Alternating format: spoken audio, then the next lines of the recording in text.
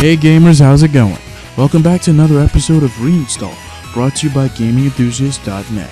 In our last episode, we took a look at an almost 2-decade-old, critically acclaimed space sim classic, the Free Space series. For this episode, we're bringing even more action. Sonic the Hedgehog is one of the most recognizable characters ever created. For a period of time during the 90s, he was even more popular than Mickey Mouse. His popularity today isn't as grand as the yesteryears, but even now, his fan base is still quite active. Today, we'll be taking a look at a game that marked a pivotal turn in his career. It was the first Sonic game to ever go multi-platform after the demise of Sega's console business back in 2001. Enter Sonic Heroes. Released 12 years ago, this 6th-gen platforming classic was a Sonic game like no other. Being the follow-up to the popular Sonic Adventure series, how did it turn out? Let's find out. You fools must all have a death wish. Witness this invincible battleship built by the hands of a genius. Its power unmatched throughout the universe. Alright, Eggman, let's get this party started. The fact that Sonic Heroes was a multi-platform title wasn't the only thing special about this Sonic game. From Sonic 2, having a chance to try out each character instead of just Sonic was a commodity in the series. While the levels remained the same, the gameplay was slightly different as each character had unique abilities. The games on the Sonic Adventure series pushed this formula further, as each title allowed players to take control of these unique characters and levels that were more suited to their abilities. With Sonic Heroes, however, Sonic Team was the developers of the main entries in the series decided to shake things up a bit. First off, they gave players a huge roster to choose from. 12 characters in all. Each of these 12 characters were grouped into teams of 3, having 4 teams in total. Each team has a unique playstyle that allows the experience of the game to change with each team you decide to play as. For instance, Team Sonic is all about high-speed point A to point B action, while Team Chaotix has you traversing the large stages hunting for hidden items. What made this setup even cooler is that you can simultaneously play with all 3 characters and switch between leaders. Each of the 3 possess a type: speed, flight, and power. Each of the stages will have you swapping between these 3 types continuously from start to finish. Speed characters obviously are the quickest and most agile. Their agility allows them to wall jump.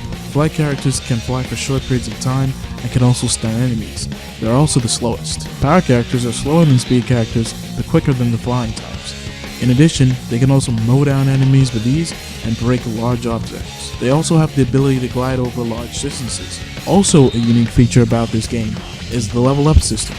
Each character can level up to 3 times in a single stage, and with each level up, their power also increases. The game has a total of 14 stages. A single stage can clock into as much about 5 minutes, so you'll get well acquainted with each team fairly quickly. The character swapping ability felt strange at first, but not out of place. It allowed each character to get a bit of spotlight without deviating too much from the classic Sonic formula, something that both games in the Sonic Adventure series didn't completely accomplish. Seeing that the stages are slightly altered with each of the 4 teams is also an interesting experience. It keeps the game feeling relatively fresh from start to finish. Not to mention that the level design here was great. There was a lot of depth to it. You can start off the stage charging through enemies and loop-de-loops. Next thing you know, you're riding on the back of giant sea turtles. The stages had a mixture of high-speed action and close combat. While not as fluid as the classic titles, it still felt relatively balanced. Like every Sonic game, Heroes features an amazing soundtrack mostly consists of rock and roll adventure stuff that was introduced in the original Sonic Adventure. Each track feels empowering and it's great to listen to. No track feels superior to the other, so aside from personal preference, it's all good. The voice acting wasn't too bad either, although some characters were just a pain to listen to. Something weird in there. Jeez, you'll be reunited with Chocola very soon. Froggy too? Let's get him before Sonic does. Then he'll be head over heels for me. Graphics-wise, the game has held up to an extent.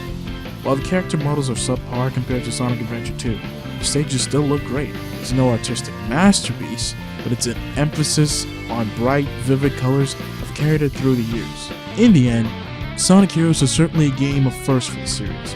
While some might disagree with it being as enjoyable as the Sonic Adventure games, I think you can sit with them just fine. This game is actually pretty special to me, as it was the first Sonic game I ever bought, and I still own it today in working condition. This 12-year-old 3D platformer isn't a masterpiece, but it's still pretty fun. It would have been cool to see Sonic's team improve on the formula with another release, but unfortunately that never happened. But who knows, they could be willing to revisit the idea eventually. Wait, they did? Make way!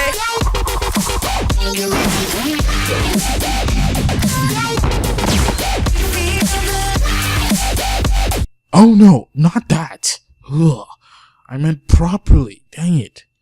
Eesh. Alright folks, that's it for this episode of ReInstall. Hope you enjoyed it. Make sure to head on over to gamingenthusiast.net to check out the many articles that we have prepared for you and other videos. And also make sure to check out PlayStation and NintendoEnthusiast.com to check out some of the rest of the amazing content that our writers have provided for you. And also make sure to hit me up on my own YouTube channel at Extreme Reserve right here on YouTube. Till next time, have a great one and I'll see you later.